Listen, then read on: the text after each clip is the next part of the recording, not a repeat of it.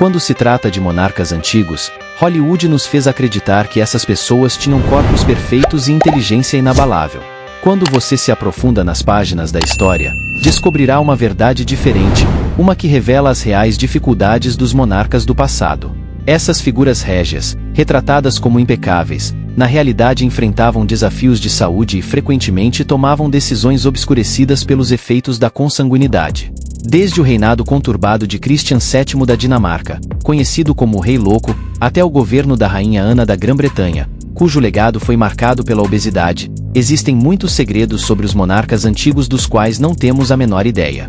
Agora, vamos embarcar em uma jornada histórica. É uma jornada que nos leva além do brilho e glamour, descascando as camadas dos contos reais para revelar os 10 soberanos mais consanguíneos da história. Número 10. Christian VII da Dinamarca, o Rei Louco. Agora é hora de uma história cativante sobre um jovem rei chamado Christian VII, que governou a Dinamarca.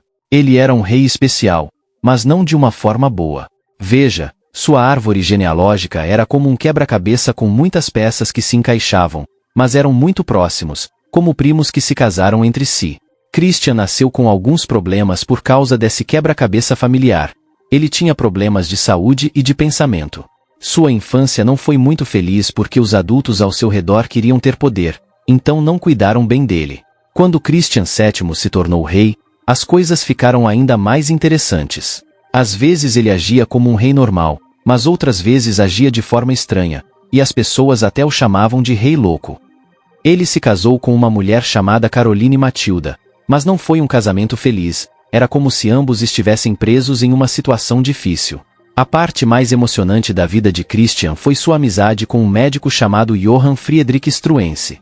Eles fizeram algumas grandes mudanças na Dinamarca, como permitir que as pessoas escrevessem o que quisessem nos jornais e serem mais tolerantes com diferentes religiões. Mas, justo quando as coisas pareciam estar melhorando, o comportamento estranho de Christian voltou. Algumas pessoas poderosas não gostaram do que ele e Struensee estavam fazendo, então tomaram o controle novamente e desfizeram as mudanças que tinham feito. Perto do fim do tempo de Christian como rei, ele não tinha muito a dizer nas decisões. Ele viveu afastado do público e sua história se tornou triste. A vida de Christian nos lembra que as conexões familiares podem ter grandes efeitos. Sua história é como um quebra-cabeça com alguns momentos brilhantes e outros sombrios, onde sua história familiar fez uma grande diferença em como sua vida se desenrolou. Número 9. Rei Carlos II da Espanha, o monarca enfeitiçado. Durante a era em que era normal irmãos, irmãs e primos se casarem, o reinado de Carlos II da Espanha, também conhecido como Carlos o Enfeitiçado, destaca-se como um exemplo marcante e trágico dos perigos da consanguinidade dentro da realeza. Nascido em 6 de novembro de 1661, Carlos II foi o produto de gerações de casamentos entre famílias reais europeias, levando a uma série de problemas de saúde e a uma dinastia frágil. Carlos era filho do rei Filipe IV da Espanha e de sua sobrinha Mariana da Áustria, tornando um descendente direto da dinastia dos Habsburgos. O que diferenciava Carlos de seus predecessores era o grau alarmante de consanguinidade em sua linhagem. Seus pais eram muito próximos e seus ancestrais rotineiramente se casavam com parentes próximos por razões políticas e dinásticas. Como resultado dessa extensa consanguinidade, Carlos enfrentou uma multitude de desafios físicos e intelectuais desde o nascimento. Ele sofria de uma série de problemas de saúde, incluindo uma deformidade mandibular pronunciada, uma coluna vertebral severamente curvada e várias deficiências cognitivas. Historiadores descreveram Carlos como baixo, manco, epiléptico, senil e completamente careca antes de completar 35 anos. Sua aparência física era tão marcante que ele se tornou conhecido como Euexizado, ou o Enfeitiçado. A herança consanguínea de Carlos lançou uma sombra sobre seu reinado, que durou de 1665 até sua morte em 1700. Seu reinado foi marcado por uma série de crises, tanto internas quanto externas, que ele estava mal preparado para lidar devido às suas limitações físicas e mentais. Um dos desafios mais significativos foi o declínio do outrora poderoso Império Espanhol. A Espanha estava envolvida em inúmeros conflitos durante o reinado de Carlos II, incluindo a Guerra de Devolução e a Guerra dos 9 Anos, que resultaram na perda de territórios significativos e influência. Sua incapacidade de fornecer uma liderança forte exacerbou esses problemas e o declínio da Espanha continuou. Os problemas maritais de Carlos II destacaram ainda mais as consequências da consanguinidade. Ele se casou 2 vezes, primeiro com Maria Luísa de Orleans e depois com Maria Ana de Neuburg, mas ambos os casamentos foram sem filhos. Os graves problemas de saúde de Carlos o deixaram incapaz de produzir um herdeiro, gerando preocupações sobre o futuro da monarquia espanhola. A ausência de um herdeiro claro levou a uma crise de sucessão após a morte de Carlos II. Sua morte marcou o fim da dinastia Habsburgo-Espanhola e o início da Guerra de Sucessão Espanhola, enquanto várias potências europeias lutavam pelo controle do trono espanhol. A trágica história de Carlos II da Espanha serve como um lembrete sombrio dos perigos do casamento entre parentes dentro das famílias reais. Seu reinado, caracterizado por sofrimento físico, tumulto político e incerteza dinástica, permanece como um conto de advertência nos anais da história. É uma narrativa comovente que ressalta a importância da diversidade genética e o impacto profundo que ela pode ter no destino das nações e dos governantes. Número 8. Rainha Ana da Grã-Bretanha, a soberana obesa, a Rainha Ana da Grã-Bretanha, que reinou de 1702 a 1714, é uma figura histórica cuja história está entrelaçada com as consequências da consanguinidade, uma prática comum entre a realeza europeia de sua época. Sua vida foi uma mistura de triunfos e dificuldades, com o legado genético de sua ancestralidade lançando uma sombra sem precedentes sobre seu reinado. Ana nasceu em 6 de fevereiro de 1665, na dinastia Stuart, uma família com profundos laços com as casas reais da Europa. Essas conexões frequentemente levaram a casamentos entre parentes próximos, o que desempenhou um papel significativo na vida de Ana. Os pais de Ana eram Jaime II da Inglaterra e Ana Hyde, e eles eram primos. Essa proximidade familiar é um exemplo da consanguinidade comum entre as famílias reais durante esse período. Como resultado dessa prática, Ana carregava fatores genéticos que mais tarde influenciariam sua saúde e vida. Uma das consequências mais significativas da natureza consanguínea de Ana foram seus numerosos problemas de saúde. Ela enfrentou questões como obesidade severa, gota e dificuldades com a gravidez. Acredita-se que esses desafios de saúde tenham sido influenciados por sua composição genética, já que os laços familiares próximos de seus pais aumentaram o risco de problemas de saúde herdados. A vida de Ana tomou um rumo dramático quando ela ascendeu ao trono em 1702, tornando-se rainha da Inglaterra, Escócia e Irlanda após a morte do rei Guilherme III. Seu reinado foi marcado por eventos importantes, incluindo a Guerra de Sucessão Espanhola e os atos de união que uniram Inglaterra e Escócia, formando a Grã-Bretanha. Apesar dessas realizações, a vida pessoal de Ana foi cheia de tragédias. Ela teve inúmeras gestações, mas a maioria terminou em natimortos ou mortes infantis. Seu único filho sobrevivente, Guilherme, Duque de Gloucester, morreu aos 11 anos, deixando Ana sem um herdeiro direto. Essa incerteza dinástica levaria mais tarde à crise de sucessão conhecida como Guerra de Sucessão Espanhola. O reinado de Ana também foi notável por sua estreita amizade com Sarah Churchill, duquesa de Marlborough. Seu relacionamento era significativo tanto política quanto pessoalmente, mas acabou azedando, levando a uma dramática ruptura nos últimos anos de seu reinado. A saúde de Ana deteriorou-se ainda mais, e ela se tornou cada vez mais isolada. Ela faleceu em 1º de agosto de 1714, marcando o fim da dinastia Stuart e o início da era hanoveriana na história britânica. A vida da Rainha Ana é a história de uma monarca cujo reinado foi influenciado pelos desafios genéticos que enfrentou devido à consanguinidade dentro da realeza europeia. Seus problemas de saúde e as complexidades de sua vida pessoal e política estavam profundamente entrelaçados com os legados genéticos de sua ancestralidade. Na tapeçaria da história, ela é um lembrete comovente do impacto do casamento entre parentes reais nos destinos de monarcas e nações. Número 7. Rei Jorge III da Inglaterra, o monarca errático. Entre 1760 e 1820, o rei Jorge III da Inglaterra ocupou um lugar único na história, marcado não apenas por sua estatura real, mas também por seus problemas de saúde. Sua história é um lembrete comovente de como as complexidades genéticas podem influenciar o destino de uma nação. Jorge nasceu em 4 de junho de 1738, na dinastia hanoveriana, uma casa nobre alemã que havia ascendido ao trono britânico. Sua ancestralidade estava imersa em casamentos reais entre primos em várias cortes europeias por séculos. Essa intrincada teia de conexões familiares definiria sua vida e reinado. Desde cedo, era evidente que Jorge carregava o legado genético de sua linhagem real. Ele experimentou momentos de sofrimento físico e mental, e historiadores especulam que esses episódios estavam relacionados a um distúrbio genético, possivelmente porfiria, que foi exacerbado pela consanguinidade dentro de sua árvore genealógica. Quando ascendeu ao trono em 1760, Jorge enfrentou os desafios de governar um vasto e crescente império britânico, mas foram seus recorrentes episódios de instabilidade mental que se tornariam a marca registrada de seu reinado. Esses episódios de loucura, marcados por confusão e comportamento errático, periodicamente ofuscaram seu governo e levaram a uma relação tensa com seus súditos. Apesar desses desafios, o reinado de Jorge não foi desprovido de eventos históricos significativos. Ele enfrentou a Revolução Americana, que levou à perda das 13 colônias, um capítulo significativo na história britânica. Sua determinação em recuperar territórios perdidos e manter a autoridade real diante do crescente descontentamento definiu seu reinado. A vida privada de Jorge também foi profundamente influenciada por sua natureza consanguínea. Ele se casou com Carlota de Mecklenburg-Strelitz, uma união arranjada por razões políticas que acabou resultando em 15 filhos. Sua devoção à família, apesar das tensões de sua saúde mental, cativou seus súditos e contribuiu para a imagem popular de um homem de família amoroso. Os últimos anos do reinado de Jorge foram marcados por crescente instabilidade mental e cegueira.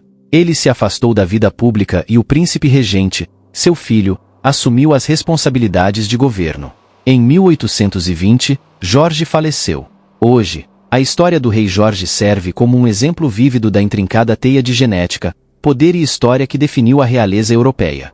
Seu reinado, marcado por momentos de brilhantismo e episódios de loucura, é um testemunho do impacto duradouro da consanguinidade dentro das famílias reais.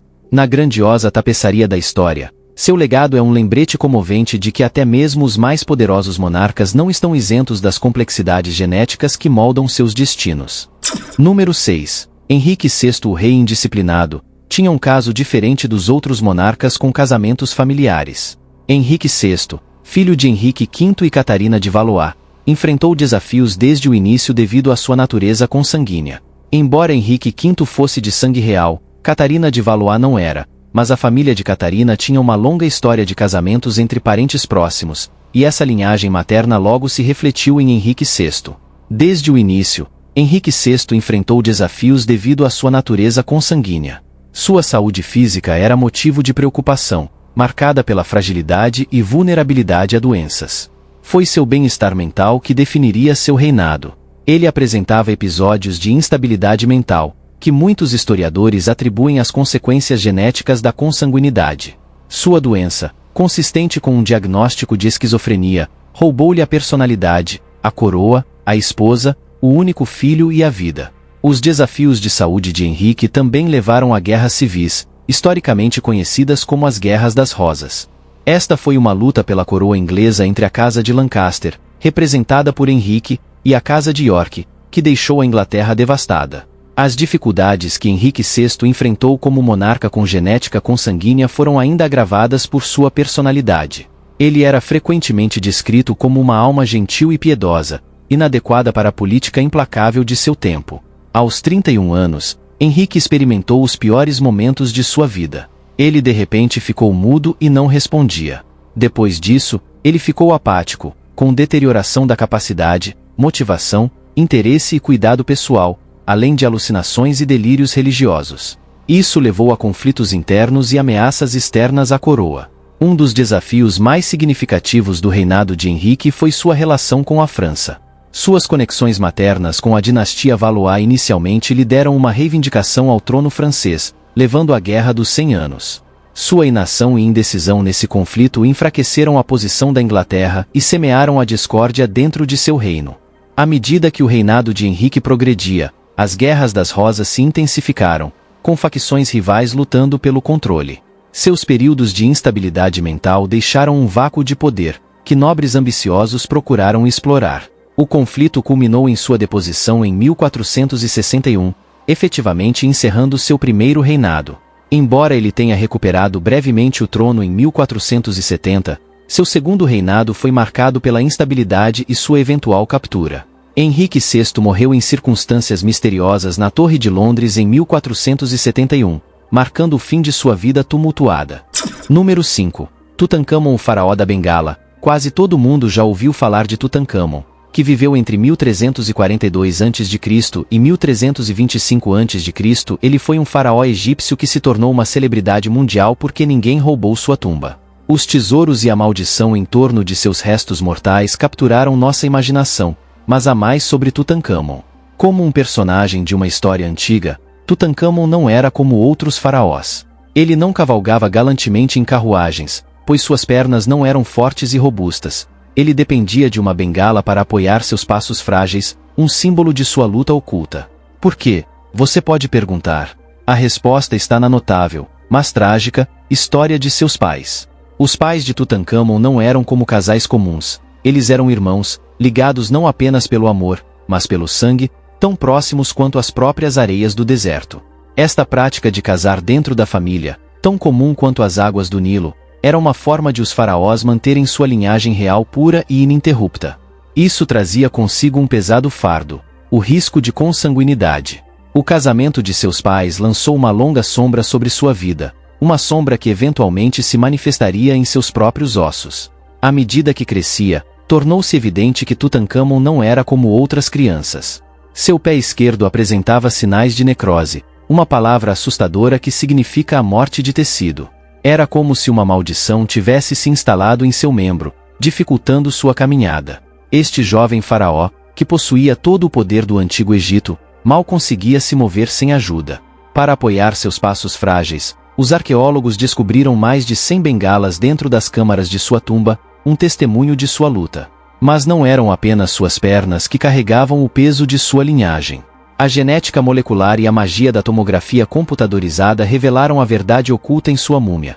Seus ossos eram frágeis, como se as areias do tempo tivessem retirado sua força, e seu sistema imunológico, o guardião contra doenças, era fraco, deixando-o vulnerável.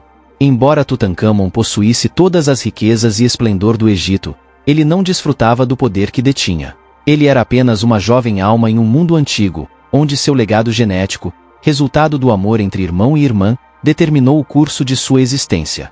Tragicamente, na tenra idade de 18 anos, Tutancâmon morreu de uma infecção desconhecida causada por sua genética consanguínea. Número 4. Calígula, o tirano consanguíneo. Calígula, cujo nome completo era Gaio Júlio César Augusto Germânico, foi um imperador romano que reinou de 37 d.C. a 41 d.C. Seu governo é frequentemente lembrado por sua crueldade, extravagância e comportamento bizarro, tornando um dos imperadores mais notórios da história romana. A vida inicial de Calígula parecia comum. Ele nasceu em 12 d.C., filho de Germânico, um popular general romano, e Agripina, a velha neta do imperador Augusto. Sua infância foi marcada por tumultos políticos, incluindo as mortes de seu pai e irmãos. Ele foi criado no meio militar, ganhando o apelido de Calígula, que significa pequena bota, porque frequentemente vestia um uniforme de soldado pequeno. Quando Calígula se tornou imperador aos 24 anos, houve esperanças iniciais de um reinado promissor. Seu comportamento rapidamente tomou um rumo sombrio. Ele exibiu sinais de extrema extravagância e imprudência, gastando somas vastas em festas luxuosas, construções extravagantes e até se declarando um deus. Um dos aspectos mais infames do governo de Calígula foi sua crueldade. Era conhecido por atos arbitrários de violência e brutalidade, incluindo a ordem de execução de cidadãos proeminentes por pouco ou nenhum motivo. Ele também tinha um gosto por humilhar o Senado e a elite romana. O comportamento excêntrico de Calígula se estendia também à sua vida pessoal. Ele se envolveu em relações incestuosas, incluindo o casamento com sua irmã, e exibia comportamento errático. Algumas narrativas até sugerem que ele nomeou seu cavalo favorito como cônsul, um alto cargo político em Roma. Suas ações levaram a um crescente descontentamento entre o povo romano e o Senado. Uma conspiração se formou contra ele e, em 41 d.C., Calígula foi assassinado por um grupo de senadores descontentes e membros de sua guarda. Sua morte marcou o fim de seu reinado tumultuado. O breve porém notório governo de Calígula serve como um conto de advertência sobre o poder não controlado e os perigos da autoridade absoluta. Muitas pessoas tentaram explicar por que Calígula agia de maneira tão estranha, e um dos documentos que se aproximou disso foi escrito por um de seus biógrafos, Suetônio. Ele documentou que Calígula sofria de problemas mentais que se manifestaram ao longo de sua vida. Seu comportamento excêntrico, Crueldade e extravagância deixaram uma marca duradoura nos anais da história romana, tornando uma figura cujo nome é sinônimo de tirania e excesso. Agora é a hora do bônus da capa.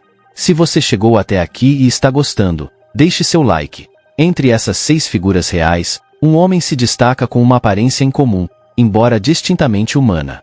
A imagem do homem carrega um peso enigmático, um reflexo da genética consanguínea dentro da família real. Seu olhar tem uma qualidade distante e assombradora, como se tivesse testemunhado os segredos de gerações, unidas pelo sangue compartilhado. Seu semblante, marcado pelas linhas da linhagem, conta uma história profunda. Este homem não é uma criatura selvagem, mas sim um testemunho da prática de casamentos reais entre si. Seu contraste marcante com os outros reis nos convida a ponderar sobre as consequências da consanguinidade nas famílias nobres, onde parentes se casaram por poder. Ao olharmos para esta imagem, não devemos apressar um julgamento, mas sim engajar-nos em um discurso ponderado. Reflitamos sobre as lições da história e as escolhas feitas por aqueles que detinham o poder. Também convidamos você a participar desta conversa, compartilhando seus pensamentos e insights sobre as profundas implicações dos casamentos entre membros da realeza. Deixe seus comentários na seção abaixo. Número 3. Rainha Maria I de Portugal a Louca, que reinou de 1777 a 1816, é uma figura histórica cuja vida e reinado foram profundamente impactados por sua herança genética. Sua história é de laços familiares e das complexas consequências do casamento real entre parentes próximos. Maria I nasceu em 17 de dezembro de 1734 na Casa de Bragança, sendo a filha mais velha do rei José I e da rainha Mariana Vitória da Espanha. Desde cedo, era evidente que Maria carregava consigo o legado genético de sua linhagem real. Ela apresentava sinais de instabilidade mental, marcados por episódios de confusão e angústia.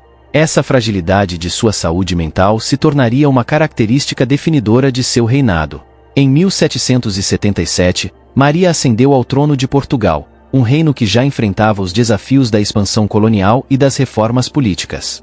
Foi sua luta contra a doença mental que lançou uma sombra sobre seu reinado. Questões hereditárias de saúde mental, exacerbadas pelo casamento consanguíneo entre os membros da realeza, eram as correntes invisíveis que prendiam Maria. Seus episódios de instabilidade mental se tornaram cada vez mais pronunciados, deixando-a incapaz de governar efetivamente. Essa vulnerabilidade abriu portas para manipulações políticas e lutas pelo poder dentro da corte portuguesa. As consequências da herança genética de Maria foram sentidas não apenas em sua vida pessoal, mas também em suas decisões políticas. Ela enfrentou pressão crescente para governar de seu filho, o príncipe João, que atuou como seu regente. Sob sua orientação, Portugal passou por reformas e modernizações significativas, incluindo a expansão do comércio e da educação. Apesar desses avanços, o legado genético de Maria a deixou incapaz de participar ativamente na governança de sua nação, enquanto seu reinado via Portugal à beira de transformação e progresso.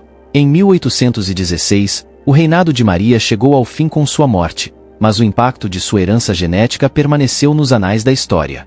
Sua história serve como um lembrete das profundas consequências do casamento real entre parentes próximos, onde os laços de parentesco, embora destinados a preservar dinastias, também poderiam trazer desafios que moldaram o curso das nações.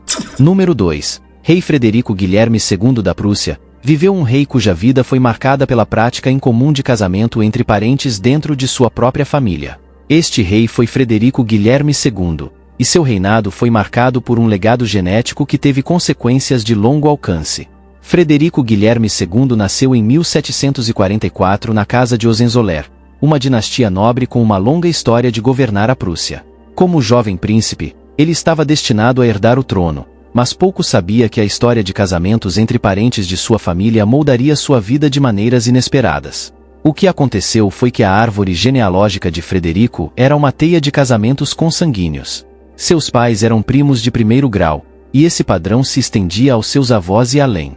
Esses laços familiares, embora destinados a fortalecer a dinastia, plantaram as sementes de consequências genéticas. Um dos resultados mais notáveis dessa consanguinidade foram as deformidades genéticas que afligiram Frederico. Ele enfrentou vários problemas de saúde ao longo de sua vida, alguns dos quais foram atribuídos ao legado genético de sua família. Ele tinha uma coluna vertebral curva, uma condição conhecida como escoliose, que afetava sua postura e mobilidade. Apesar desses desafios físicos, Frederico Guilherme II ascendeu ao trono em 1786. Seu reinado foi marcado por uma mistura de lutas pessoais e ambições políticas. Ele enfrentou a tarefa assustadora de guiar a Prússia por tempos turbulentos na história europeia, incluindo as consequências da Revolução Francesa. Em meio a esses desafios, Frederico fez contribuições significativas para a Prússia. Ele promoveu a tolerância religiosa, apoiou as artes e supervisionou reformas na educação e na agricultura. Seu reinado também viu a construção de marcos arquitetônicos notáveis, como o Portão de Brandemburgo em Berlim. Além de sua rara genética, Frederico também enfrentou críticas por sua vida pessoal, que foi marcada por numerosos casos extraconjugais e falta de disciplina fiscal. Essas ações levaram a um relacionamento tenso com sua esposa, a Rainha Frederica, e a um descontentamento entre seus súditos. Número 1. Rei Afonso VII de Espanha. Nos anais da história da Espanha, existe um rei chamado Afonso VII, cujo reinado foi tocado por uma reviravolta incomum, um legado genético escondido dentro de sua linhagem real. É um conto que nos leva à grandiosidade da realeza espanhola, onde segredos se escondiam sob a superfície. Afonso nasceu em 1857, um príncipe destinado a governar uma nação com um passado rico. Seus pais eram parentes próximos, uma prática comum entre as famílias reais na época.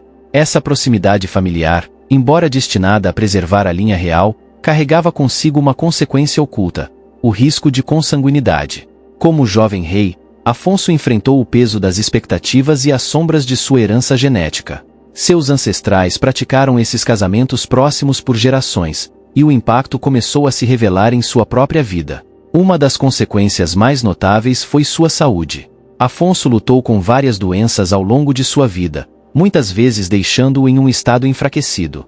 Essa fragilidade, resultado de sua composição genética, desafiou sua capacidade de governar efetivamente. Mas o conto toma um rumo além da saúde. O reinado de Afonso foi marcado pelas complexidades da política espanhola. Ele ascendeu ao trono em um momento de tumulto político e divisão.